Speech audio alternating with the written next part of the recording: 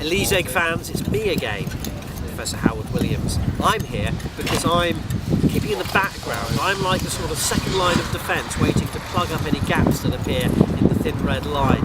So I've got a bit of spare time at this moment to talk to you as we near the final couple of days of the project.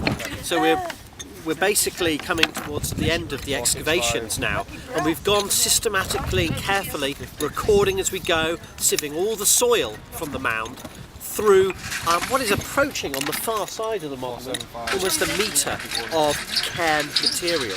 We're doing this systematic, slow peeling back of the monument in order that we don't miss any subtle, small features that could be within the cairn material that could provide dating evidence. Yesterday Katie found an area of a dark patch which had charcoal inclusions in it. So while the rest of the excavation was going on, we protected it with a couple of kneeling mats. Then today we cleaned it up, and it did look like some sort of feature. So we cleaned it up, photographed it, and then using a leaf trowel and a sample bag, we've been doing a 100% sample of the area. After a little bit of a ferret round, as it were, we realised that it was potentially going on a little bit further, so we decided to clean back around the area to see if we can actually find a cut for the feature. And then, if not, it may just be a little deposit within this larger matrix context. So we're just investigating that at the moment.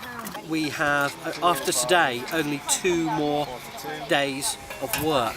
1 day of recording and finishing off any excavation, and then on Saturday morning we'll be starting the backfilling, returning the monument to an integral form, back to the way in which we found it. We've done a colossal amount of work. We worked slowly, systematically, carefully. We've recorded as we've gone, and we tried to make sure that we haven't missed any subtle, small features like kists or little scoops that could have been evidence of secondary burials, because often these cairns are not one-phase monuments, they have burial activity in multiple phases. So we've had to hold off a raging scramble for the finish, ripping up stones. We've kept a calm pace. Yes, and I've found a piece of burnt bone, like about that, and perhaps a kist too, and then...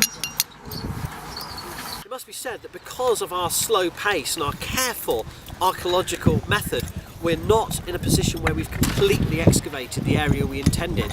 And this is always the part of an archaeological excavation. There are so many factors to take into account. We cannot predict exactly how long it'll take to do the work. It looks like we're going to have to make a decision of whether we've got enough outstanding questions to come back here maybe next year for a season 3 investigation of the mound. Maybe not opening every area we've opened this year, but opening selected parts and perhaps opening other segments of the mound in order to ask further questions. We have answered some of our questions. We've got a multi-phase monument, we've got a clear understanding of the sequence of activity within the area we've opened, but we're lacking at the moment, a lot of the conclusive dating evidence from artefacts that would allow us to understand the precise phases of each of these layers.